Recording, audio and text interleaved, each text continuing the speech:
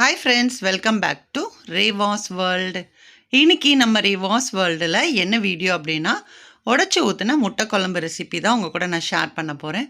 வாங்க இப்போ வீடியோக்குள்ளே போகலாம். இப்போது முட்டை குழம்பு செய்கிறதுக்கு ஒரு கடாயில் தேவையான அளவுக்கு எண்ணெய் சேர்த்துக்கோங்க. எண்ணெய் கொஞ்சம் சூடானதுக்கப்புறமா இதில் கொஞ்சமாக பெருஞ்சீரகம் சேர்த்துருக்கேன். கொஞ்சம் கருவேப்பிலை சேர்த்துக்கோங்க. கருவேப்பிலை எல்லாமே நல்லா புரிஞ்சு வந்ததுக்கப்புறமா வெங்காயம், நல்ல ஒரு பெரிய வெங்காயத்தை நல்லா பொடிசாக கட் பண்ணிவிட்டு அதையுமே சேர்த்துக்கிறேன். சேர்த்துட்டு இந்த வெங்காயம் கொஞ்சம் நல்லா வதங்கணும் அப்படின்னா கொஞ்சம் உப்பு சேர்த்துக்கிட்டோம் அப்படின்னா சீக்கிரமாகவே அந்த கலர் வந்து சேஞ்ச் ஆகி நல்லா வதங்கி வரும்.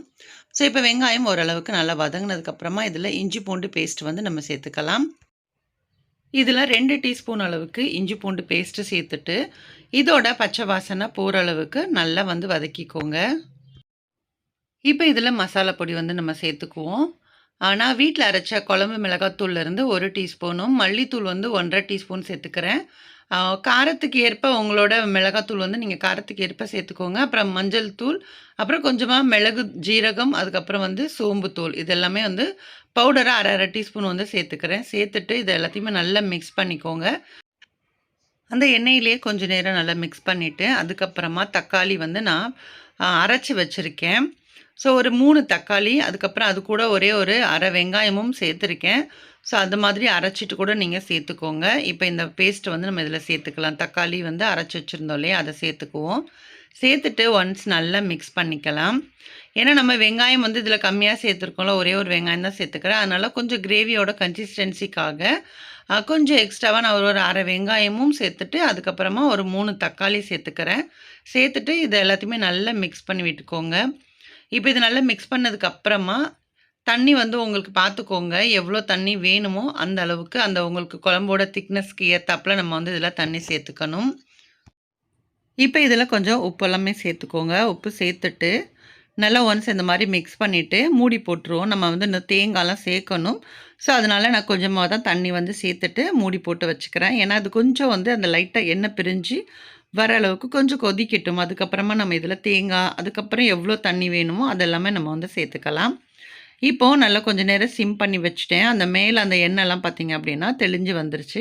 இந்த டைமில் நம்ம தேங்காய் அரைச்சி ஊற்றிக்கலாம். ஒரு 2 பத்தை தேங்காய் போல் நீங்கள் எடுத்து அரைச்சிட்டு அதை ஊற்றிக்கோங்க. அதில் நம்ம வேறு எதுவுமே சேர்க்கல, வெறும் தேங்காய் மட்டும் தான் சேர்த்துக்கிறேன். சப்போஸ் இது வந்து நம்ம குருமா டைப்பாக அப்படி இருந்துச்சு அப்படின்னா நம்ம சோம்பு இதெல்லாம் சேர்ப்போம். இது வந்து முட்டை குழம்பு தான் செய்கிறோம் அப்படிங்கிறனால வெறும் தேங்காய் மட்டும் அரைச்சிட்டு இப்போ தண்ணி வந்து பார்த்திங்கன்னா நம்மளுக்கு எவ்வளோ தண்ணி வேணுமோ அந்த அளவுக்கு இப்போ வந்து தாராளமாக தண்ணி வந்து சேர்த்துக்கோங்க. முட்டை குழம்பு பொறுத்தளவுக்கு ரொம்ப தண்ணி வந்து நிறைய ஊற்றாமல் கொஞ்சம் கெட்டியாக வச்சோம் அப்படின்னா சாப்பிட்றதுக்கு ரொம்ப டேஸ்ட்டாக இருக்கும். ஸோ அதனால் நான் கொஞ்சமாகவே ஊற்றிக்கிறேன். இப்போ இதில் கொஞ்சம் கொத்தமல்லி இலை, கொஞ்சம் கருவேப்பிலை சேர்த்துக்கிறேன். 2 புதினா இலை இருந்துச்சு அப்படின்னா நீங்கள் புதினா இலையும் சேர்த்துக்கோங்க. அது இன்னுமே நல்ல ஃப்ளேவர் கொடுக்கும். இப்போ நம்ம உடச்சி ஊற்றி தான் முட்டை குழம்பு அப்படிங்கிறதுனால நான் இந்த அளவுக்கு தண்ணி வந்து வச்சுருக்கேன். ஸோ அது வந்து உங்களுக்கு முட்டைலாம் உடச்சி ஊற்றுனதுக்கப்புறமா கெட்டியாயிரும்.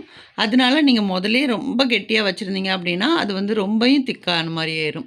ஸோ நான் முதல்ல மஞ்சத்தூள் போட மறந்துட்டேன் அப்படிங்கிறதுனால நான் இப்போ கொஞ்சமாக மஞ்சத்தூள் ஆட் பண்ணியிருக்கேன். ஸோ மஞ்சத்தூள் எல்லாமே ஆட் பண்ணிவிட்டு நல்லா ஒன்ஸ் மிக்ஸ் பண்ணிவிடுங்க.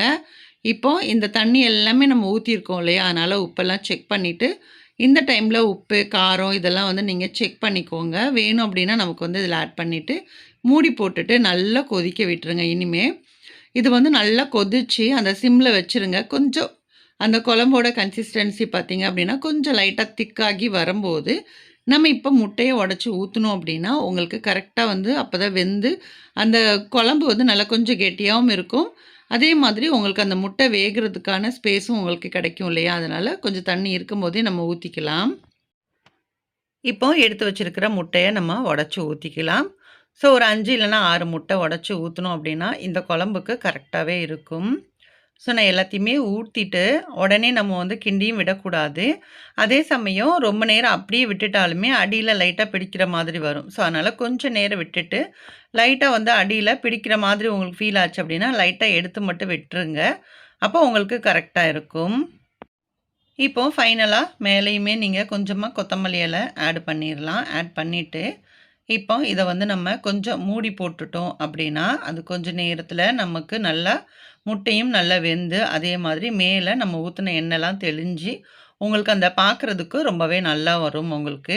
ஸோ நான் வந்து அடி பிடிச்சிடக்கூடாது அப்படிங்கிறதுனால நான் மூடி போடுறதுக்கு முன்னாடி லைட்டா இந்த மாதிரி மட்டும் எடுத்து விட்டுட்டோம் அப்படின்னா, அடியில போய் உங்களுக்கு தங்காம இருக்கும். அதுக்காக தான் இந்த மாரி நீங்க ஃபாலோ பண்ணிக்கோங்க. ஸோ அதே மாரி லைட்டா அந்த மேலேயுமே வந்து அந்த முட்டை வந்து லைட்டா வந்து அந்த கலஞ்ச மாதிரி இருக்கும். அது சாப்பிடுறதுக்கும் சரி, டேஸ்ட்டாவும் இருக்கும். ஸோ அவ்வளோதான். நல்லா ஒரு 10 நிமிஷம் போல சிம்ல வச்சு இறக்கிட்டோம் அப்படின்னா, சூப்பரான முட்டை குழம்பு வந்து ரெடி. ஸோ உங்களுக்கும் இந்த குழம்பு பிடிச்சிருக்கும் அப்படின்னு நான் நினைக்கிறேன். வீடியோ பிடிச்சிருந்தா வீடியோக்கு ஒரு லைக் பண்ணுங்க. அதே மாதிரி நம்மளோட ரிவாஸ் வெல் சேனல இதுவரைக்கும் நீங்க சப்ஸ்கிரைப் பண்ணல அப்படின்னா, ப்ளீஸ் சப்ஸ்கிரைப் பண்ணிட்டு சப்போர்ட் பண்ணுங்க. நெக்ஸ்ட் ஒரு வீடியோல பார்க்கலாம். Thank you.